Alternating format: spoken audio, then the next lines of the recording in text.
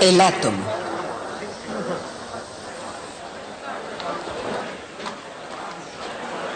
Hemos estudiado hasta ahora una serie de sucesos, ideas y descubrimientos que nos han ido dando una visión coherente de cómo funciona el mundo. Empezamos por Copérnico, Kepler y Galileo para culminar con la teoría de la mecánica de Newton. Luego siguió el estudio de la electricidad, que a su vez culminó con Maxwell y su hermosa teoría. Pero resultó que había una contradicción entre esas dos grandes ciencias. La mecánica se basaba en el principio de inercia, es decir, no podía haber ningún estado absoluto de reposo. Lo que a su vez significaba que no puede haber una velocidad absoluta. Pero la teoría de Maxwell tenía una velocidad absoluta, la velocidad de la luz. Y Albert Einstein surgió entonces y nos hizo compatibles esas ideas. Pero a cambio tuvimos que renunciar a nuestra comprensión intuitiva del significado del espacio y del tiempo. Al mismo tiempo, iba evolucionando una tercera historia, el estudio de la materia. En cierto sentido, la termodinámica era parte de esa historia, porque trataba las interacciones entre materia y energía. Y finalmente nos dio una visión nueva y profunda del significado del curso del tiempo. Pero todavía hay un tema al que no nos hemos enfrentado, y es la antigua cuestión de los constituyentes últimos de la materia. Al resolverse esa cuestión, todo el resto de lo que hemos aprendido se transformó considerablemente. Y ese es el asunto que vamos a discutir hoy.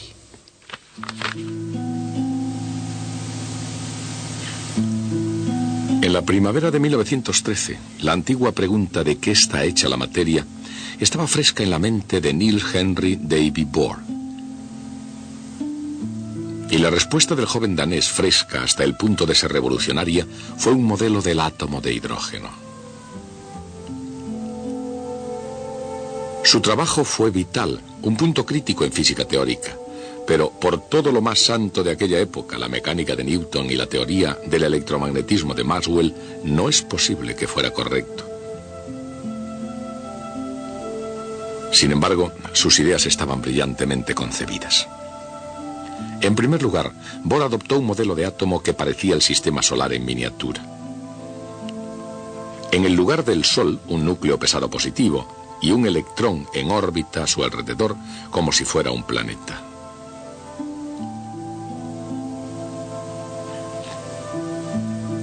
Pero así como un planeta es atraído hacia el Sol por la fuerza de la gravedad, el electrón era atraído hacia el núcleo por la fuerza de la electricidad.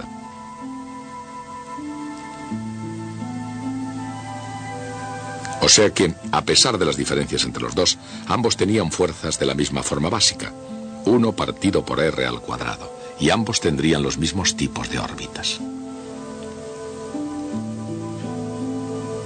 Tal y como Johannes Kepler había observado e Isaac Newton había explicado algunos siglos antes, esas órbitas serían elipses, o dependiendo de su excentricidad, posiblemente incluso circunferencias.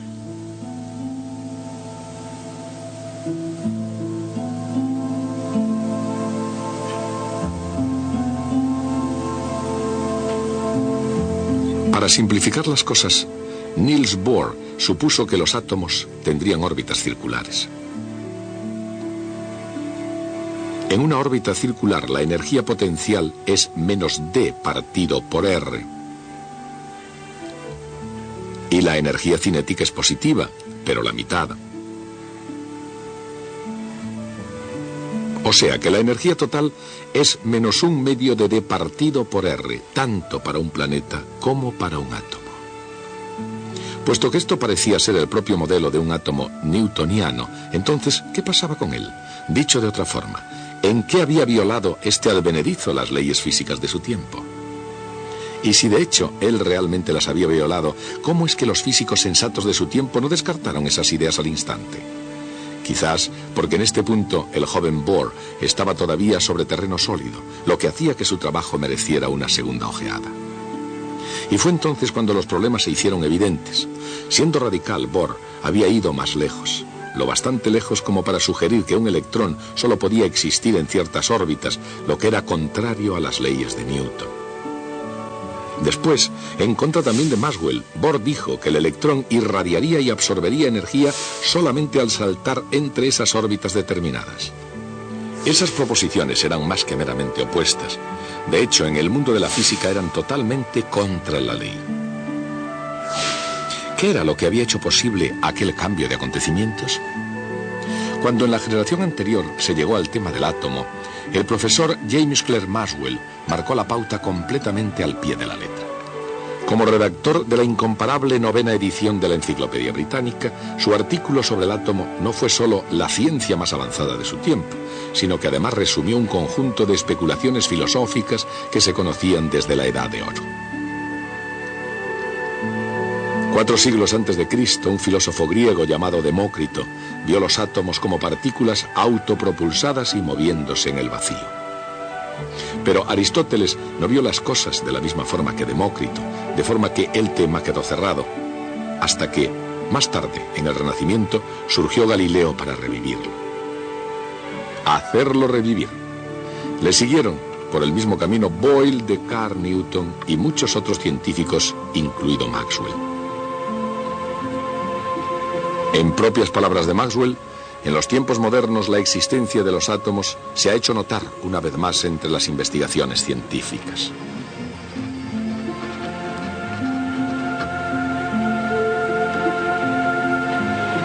John Dalton había realizado una de las más notables investigaciones. En 1807 este químico inglés estudió las combinaciones químicas de los elementos químicos y se llegó a proponer la ley de las proporciones definidas y múltiples. Cuando dos sustancias se combinan en una reacción química, lo hacen en cantidades cuyas masas están en razón del cociente de números enteros pequeños. La implicación estaba clara. Para poder combinarse en esas determinadas proporciones, las sustancias debían contener partes últimas o átomos. La idea de Dalton, sin embargo, no careció de dificultades. Una de las más importantes fue resuelta por un químico italiano llamado Amadeo Avogadro. Primeramente, Avogadro se dio cuenta de que incluso los gases más simples, tales como el oxígeno puro o el nitrógeno puro, estarían compuestos no por átomos individuales, sino por combinaciones de átomos llamadas moléculas. Cualquiera que sea la unidad más pequeña de cualquier gas, decía Avogadro, refiriéndose a átomos o moléculas, un determinado volumen de gas tendría el mismo número de ellas. Con el tiempo, esa cantidad llegaría a ser conocida como el número de Avogadro, y hallarlo llegó a ser un paso vital en el desarrollo de la teoría atómica. En palabras de Maxwell, el diámetro y la masa de una molécula son por supuesto muy pequeños, pero de ningún modo infinitamente pequeños. Unos 2 millones de moléculas de hidrógeno en hilera ocuparían 1 milímetro. El conocimiento de Maxwell provenía de la teoría de los gases y del análisis de sus propiedades, viscosidad, capacidad de conducir el calor o, en este caso, el tiempo que necesita una clase de átomos para trasladarse una determinada distancia entre los átomos de otro gas.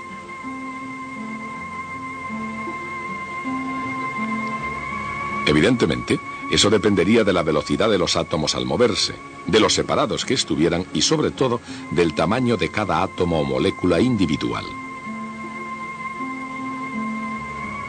A ese conocimiento, al tamaño de un átomo, Maxwell pudo añadir otros conocimientos que se habían obtenido con la utilización de un nuevo instrumento, el espectroscopio.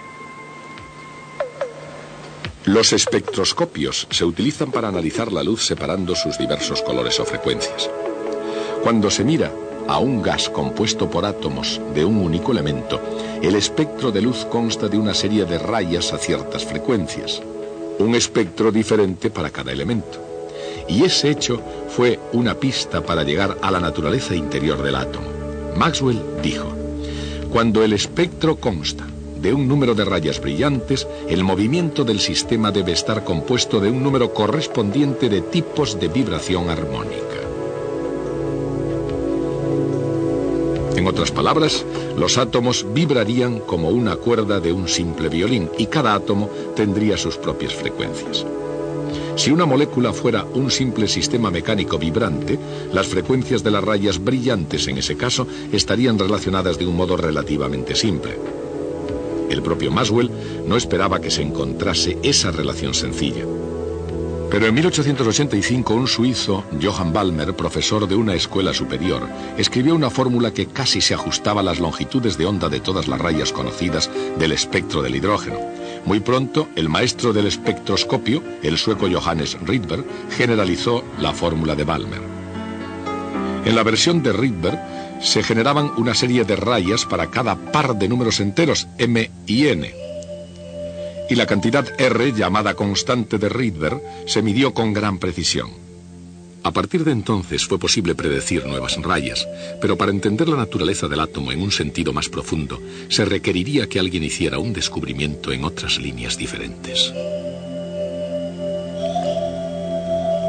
Y ese alguien fue el profesor J.J. Thomson, discípulo de Maxwell en la teoría del electromagnetismo y por propio derecho un hombre decidido a investigar la naturaleza interna del átomo y a descubrir cómo funcionaba. Más tarde, otros convertirían el tubo de rayos catódicos en pantallas de televisión y de ordenadores.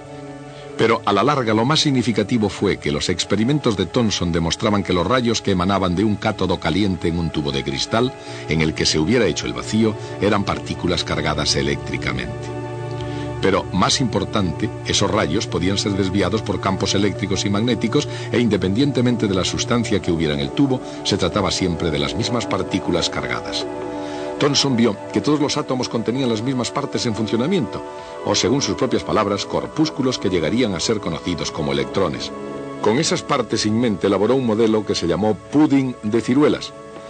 Y más que un refrigerio intelectual, era una explicación fundamental de los espectros de rayas de los elementos.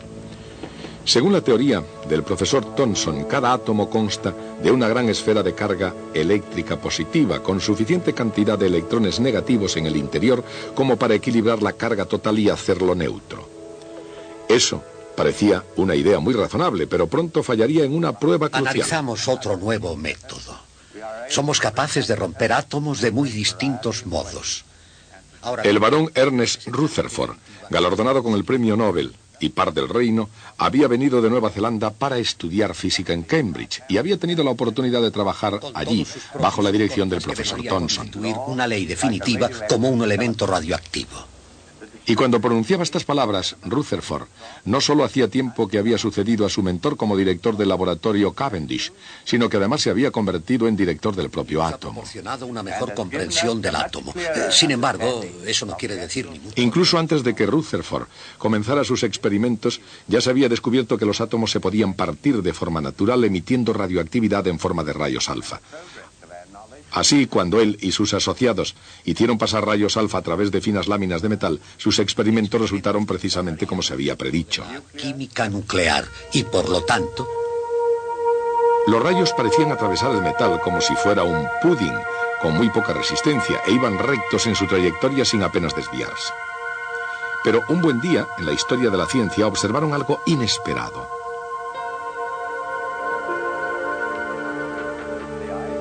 El suceso más increíble que me ha ocurrido en toda mi vida, declaraba Rutherford después del hecho.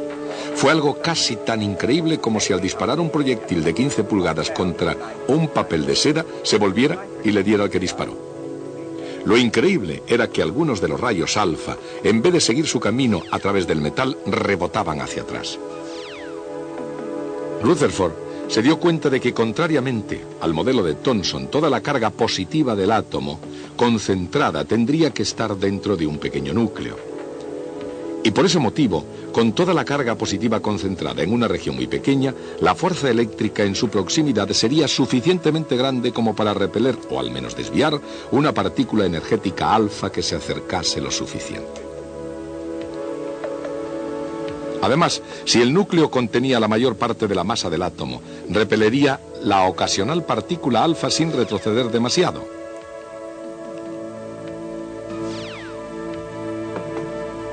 Esas ideas llevaron a Rutherford en 1911 a proponer un modelo planetario del átomo.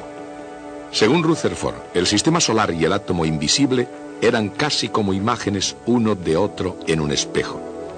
Ambos obedecían leyes casi idénticas. En el modelo de Rutherford, cada átomo tenía un núcleo pesado cargado positivamente. Ese núcleo estaba rodeado por electrones ligeros cargados negativamente en órbita, como los planetas alrededor del Sol. Pero mientras que los planetas se mantenían unidos por la fuerza de la gravedad, los átomos se mantenían unidos por la fuerza de la electricidad. Esta era una idea de increíble belleza, como una diosa griega en el firmamento. Y por eso mismo era demasiado buena para ser verdad. Por una razón: cuando los electrones se aceleran, irradian energía en forma de ondas electromagnéticas. Pero un electrón en órbita estaría acelerando constantemente e irradiando energía siempre. Y dando vuelta tras vuelta, el electrón irá describiendo órbitas cada vez más pequeñas, irradiando no rayas espectrales, sino un continuo arco iris de colores. Y finalmente se hundiría necesariamente en el núcleo.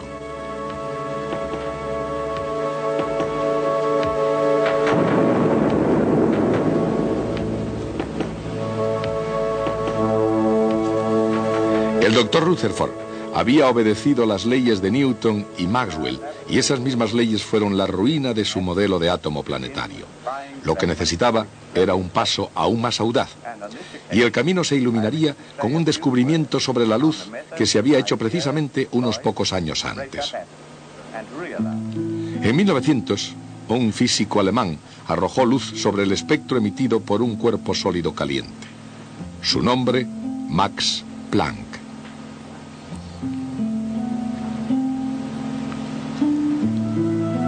Su teoría sostenía que la materia emitía solamente cantidades discretas de radiación, con energía E proporcional a la frecuencia de la luz F. Algo asombroso en la teoría del doctor Planck era la cantidad H, que llegó a ser una nueva constante fundamental de la naturaleza, llamada constante de Planck.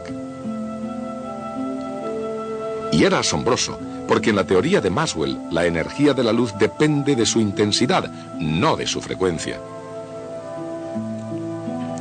Pero quizás lo más asombroso de todo fuera el hecho de que el joven Niels Bohr tomara la fórmula de Planck y la utilizara para crear un modelo del átomo de hidrógeno.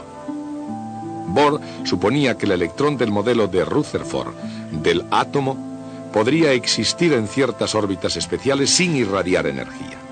Continuó suponiendo que se emitiría o se absorbería radiación a la frecuencia dada por la fórmula de Planck cada vez que un electrón saltara de una de esas órbitas a otra. Bohr no podía decir por qué existirían tales órbitas especiales, pero sabía que sin ellas no había esperanza de poder explicar las rayas del espectro. Y sabía también que, adoptando esas órbitas especiales, estaba dando pasos más allá de la física de Newton y Maxwell, hacia lo desconocido. Pero quedaba todavía un problema. ¿Qué podría ser lo que determinara los tamaños de esas órbitas especiales? Ensayó varias hipótesis, pero la que escogió equivale a lo siguiente. Cada órbita tendría un momento cinético diferente. Y como da la casualidad que la constante de Planck tiene unidades de momento cinético, ¿podría ser que las órbitas permitidas tuvieran momentos cinéticos dados por la constante de Planck? Pues bien, casi. De hecho, los momentos cinéticos son múltiplos de h dividido por 2pi, una combinación a la que se ha dado su propio símbolo, h con barra.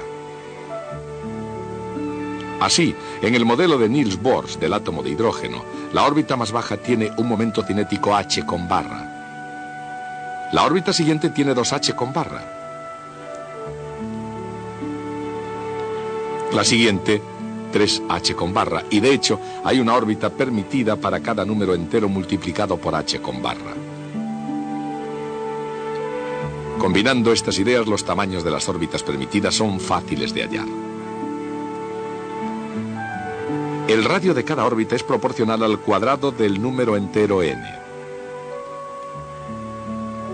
El radio de la órbita menor, con n igual a 1, daría el tamaño natural de un átomo de hidrógeno en términos de las constantes fundamentales de física.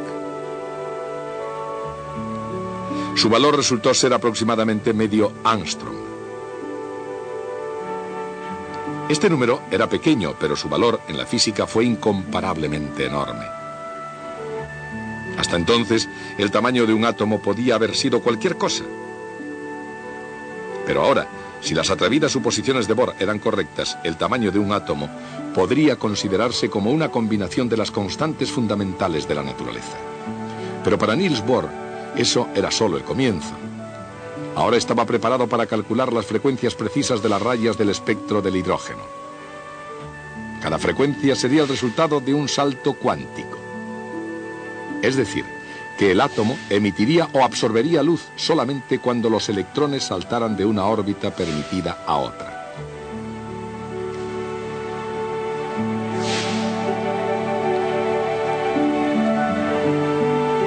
Los elementos del cálculo estaban todos a mano, preparados para ser ensamblados. Primero, los tamaños de las órbitas permitidas. Luego, las energías de las órbitas permitidas.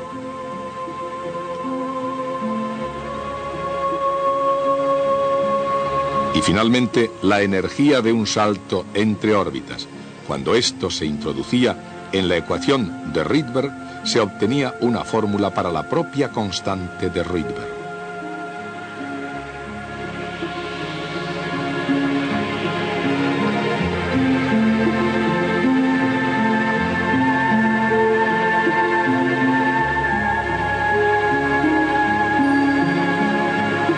Sus componentes eran una vez más constantes fundamentales de la física. Y cuando estuvieron todas ensambladas, dieron como fruto una predicción que se pudo confrontar experimentalmente. La coincidencia entre el modelo de Niels Bohr y las mediciones experimentales fueron más que asombrosas.